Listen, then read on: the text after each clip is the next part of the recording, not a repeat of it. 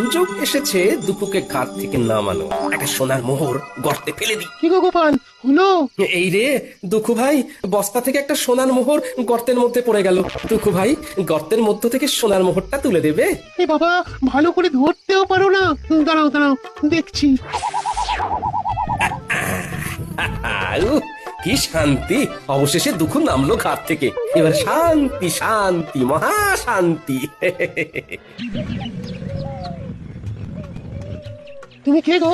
আমি এই রাজ্যের মন্ত্রী দুঃখু, আমার ভাই। যাও যাও, আবার গিয়ে গোপালের ঘাড়ে চাপো, ওকে আবার সর্বশ্রান্ত করে দাও। তুমি ওকে এত উপকার করলে, ও তোমার ক্ষতি করলো দুঃখু। না, গোপালের কাছে আর যাবো না, ও বড় ভয়ঙ্কর। তার চেয়ে তুমি বরং খুব ভালো।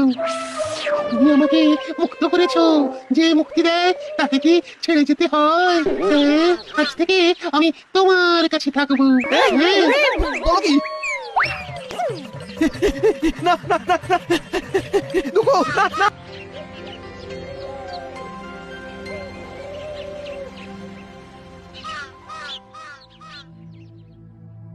আজ দুদিন ধরে কিছু খাইনি মহারাজ, কিছু সাহায্য করুন।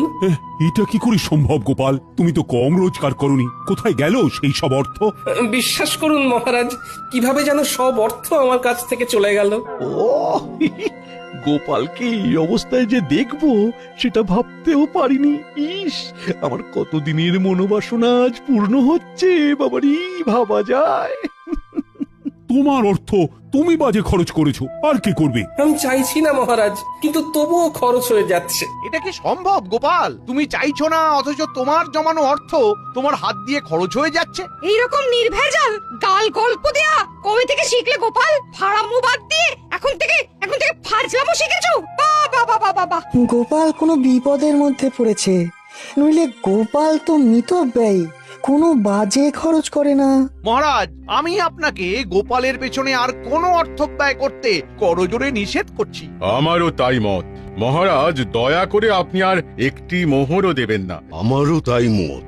গোপালকে আর কোনো অর্থ দেওয়া মানে ফসে ঘি ঢালা। কি হে বিজ্ঞানী, তোমার কি মত? আমার একটাই কথা বলার আছে মহারাজ, গোপাল তো মিতব্যয়ী, ও কোনো বাজে খরচ করে না। তাহলে আজ গোপালের এই অবস্থা কেন? গোপালের জীবনে কি এমন ঘটনা ঘটলো যাতে গোপাল এই অবস্থায় নেমে এলো? মতিভ্রম বলে একটা কথা আছে, জানো তো বিজ্ঞানী? দূর করে দিন মহারাজ, দূর করে দিন। যাও গোপাল যাও, তুমি বরং বাড়ি যাও, আবার তোমার পুরনো ব্যবসা নিয়ে হাটে মাঠে বসো।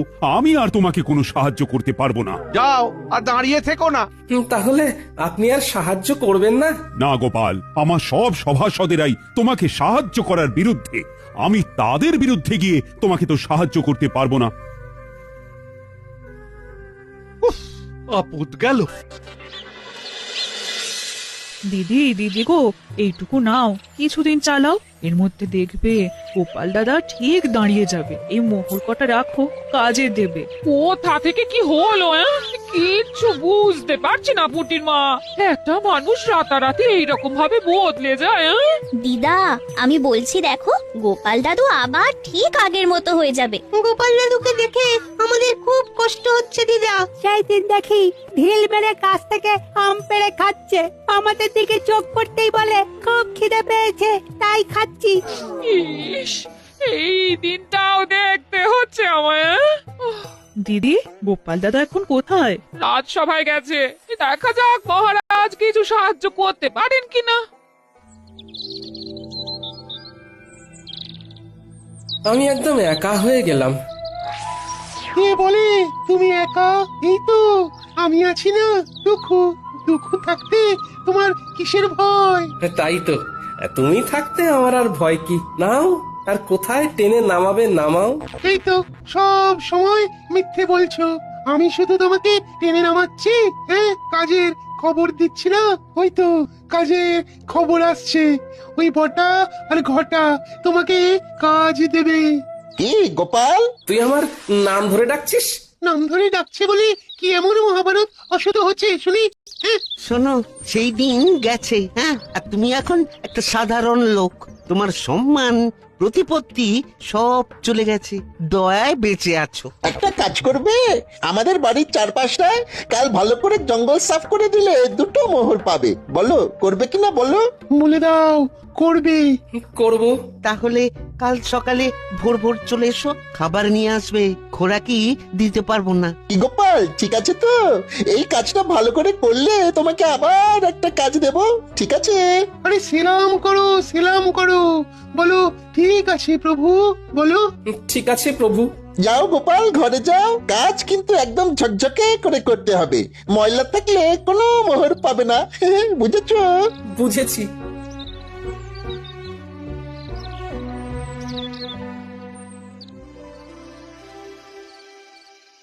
মহারাজ, এ কি শুনছি? কি শুনলে তুমি যে এত উত্তেজিত হয়ে আমার কাছে এলে? দাসীর মুখে শুনলাম গোপাল নাকি আপনার কাছে এসেছিল সাহায্যের জন্য। হ্যাঁ এসেছিল, আমি সাহায্য করিনি, কারণ আমার সভাসদেরা সবাই গোপালকে সাহায্য দেবার বিপক্ষে ছিল। গোপালের এই ভাগ্য বিপর্যয়ে আপনি ওর পাশে দাঁড়ালেন না মহারাজ, অথচ আপনার যখন বিপদ ঘটেছে তখন গোপাল সবটুকু দিয়ে আপনাকে সাহায্য করেছে। ও তার জন্য বেতন পেয়েছে, আর বেতনের বিনিময়ে ও কাজ করেছে। বাহ, খুব ভালো বলেছেন মহারাজ, খুব ভালো। আমি ঈশ্বরের কাছে প্রার্থনা করব যে আর কোনোভাবেই যেন গোপালের সাহায্য আপনার না লাগে। এতদিনে একটা ঠিকঠাক কাজ হয়েছে। ওহ, তোমার তুলনা নেই রাজ্যতীশী, তোমার তুলনা নেই। জ্যোতিষ মতে গোপালের এখন 7.5 চলছে, মানে কায়দা করে ওর জীবনে দুঃখটাকে এনে দিতে হবে। এ এখন লম্বা চলবে, লম্বা চলবে। কৃষ্ণনগরে গোপালের সম্মান নষ্ট হবে। কতজন কত চেষ্টা করেছে, কিন্তু তুমি যা করেছো তা আমি কোনোদিনও ভুলবো না। এবার আপনি আমাকে দেখবেন, আমি আপনাকে দেখেছি। গোপালকে চিরকালের মতো সরিয়ে দিয়েছি। এবার মহারাজ একা হয়ে গেছে, তখন গোপাল ছিল, এখন গোপাল নেই। এখন দুহাতে লুটে পুটে খাবো, কেউ বলার নেই। চলো বাজারে যাই, মোহর দ্বিগুণ করে আসি। বাজারে এত রাতে? আরে রাতের বাজারই তো আসল বাজার। চলো একটা মোহর নিয়ে চলো। বাজারে আবার এসব হয় নাকি? আরে বাজারে একটা জায়গা আছে, সেখানে একটা কল আছে। একটা মোহর দিলে তোমার ভাগ্যে যদি থাকে তাহলে ওই একটা মোহর থেকে 500 মোহর হাতে চলে আসবে। এই একটা কল, নাম হলো গেড়া কল। সত্যি বলছো? আমি তোমাকে কেন মিথ্যে বলবো বলো? হ্যাঁ, কিন্তু আমার কাছে তো কিছু নেই গো দুঃখু। চলো চলো, হেসেলে চলো। তোমার গিন্নি কয়েকটা মোহর পেয়েছে, ওই পুটির মা দিয়ে গেছে। তোমার গিন্নি এখন নেই, এই সুযোগ। চলো মোহরগুলো নিয়ে নাও, তোমাকে ধনী মানুষ হতে হবে। বলছো? তাহলে চলো। কোথায় রেখেছে? কুলুঙ্গিতে একটা ঘটির মধ্যে রাখা আছে।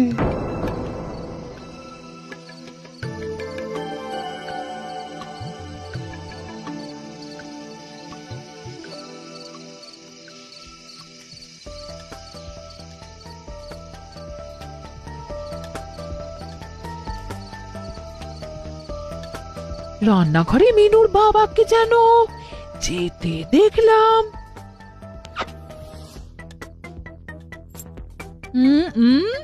দেখি তো এখন রান্নাঘরে গিয়ে কি করছে, দেখি দেখি। হ্যাঁ, বলি হচ্ছেটা কি? আমার ঘরে শীত কাটছো? আমি যেটা বলছি সেইটা বলো। তুমি না আমার অর্ধাঙ্গিনী, তুমি তো আমার অর্ধেকটা। তুমি না আমার অর্ধাঙ্গিনী, তুমি তো অর্ধেকটা গো। এই থামো থামো, আমি কোথায় খাবার জোগাড় করতে হিমশিম কাটছি আর তুমি আমার সঞ্চয় শীত কাটছো?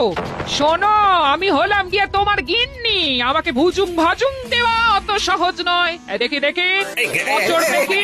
গিন্নি এইভাবে কেউ পরনের কাপড় নিয়ে টানাটানি করে? আমি তো বিকচ্ছ হয়ে যাব, আমার কাছা খুলে যাবে গিন্নি। আমার চোখকে ফাঁকি দেওয়া? ওরে বাবা, কি দজ্জাল গিন্নি গো তোমার। এক থেকে ঠিক বার করে নিল। দুঃখু, আমি কি বলেছিলাম? এখান থেকে চলো এখন। হ্যাঁ হ্যাঁ হ্যাঁ, চলো চলো। আমার এই সব একদম ভালো লাগে না। চলো চলো বাইরে চলো। বলি কোথায় যাওয়া হচ্ছে শুনি? বলো যেদিকে দু চোখ যায়। যেদিকে দু চোখ যায়। চলো ছোট ছোট ছোট ছোট। এই শোনো শোনো বলছি। যা এই চলে গেল। হায় হায় হায়, এ আমার কি সর্বনাশ হলো। কি হলো গোপাল বউ? গোপাল এরকম ঊর্ধ্বশ্বাসে ছুটে কোথায় গেল? আমার কপাল পুড়েছে, কি যে হলো বুঝতে পারছি না। ভালো মানুষটা যে এরকম কিভাবে বিগড়ে যাবে সেটা ভাবতে পারিনি। দেখো গোপাল বউ, দুঃখ করো না, আমরা সবাই আছি সাথে, জড়িয়ে আছি হাতে হাতে। গোপাল আবার তুলবে মাথা, যেন বৃথা হবে না আমার কথা। এই নাও গোপাল বউ, এই মুহূর্তে গোপালের কোনো কাজ নেই, তোমাদের চলবে কি করে? আমি আর বিজ্ঞানী মিলে দিলাম কিছু অর্থ, আমাদের প্রার্থনা হবে না কো ব্যর্থ। ও দুঃখু, আছো তো? আছি মানে একেবারে লেপ্টে আছি। তোমার ঘর থেকে এই জন্মে আর নামবো না। ওই যে মোহর দ্বিগুণ হবার কলটার কথা বলেছিলে, সেখানে কি করে যাব? হাত তো একদম খালি। একটা জায়গা আছে, চলো সেখানে যাই। তোমার একটা কিছু তো ব্যবস্থা করতে হবে, নইলে খরচা করবে কি করে? চলো চলো চলো, সোজা চলো, একদম নাক বরাবর।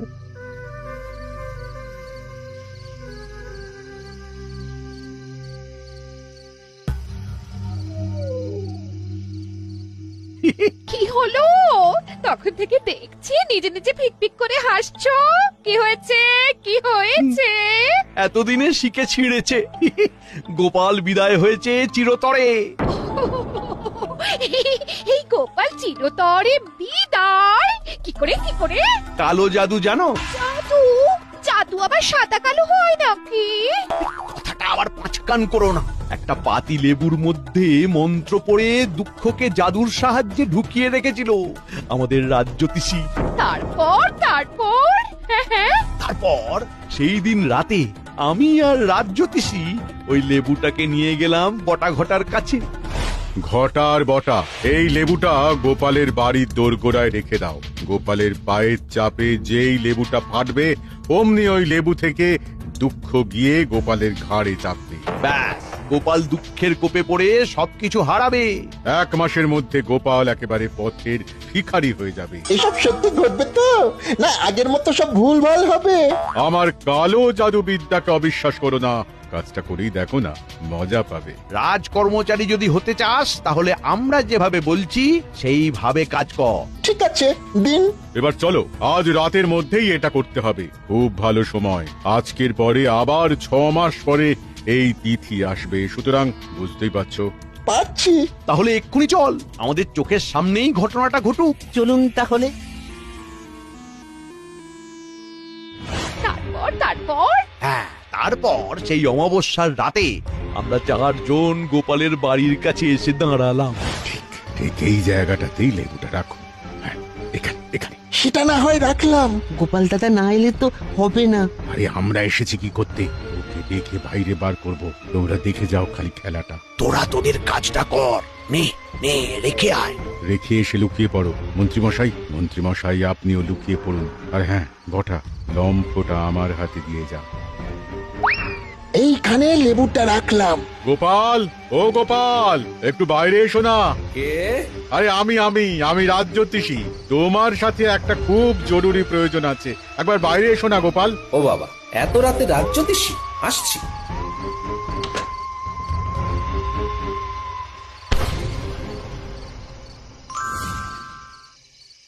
ব্যাস, সেই দিন থেকে 1 সপ্তাহের মধ্যে গোপাল পুরো শেষ।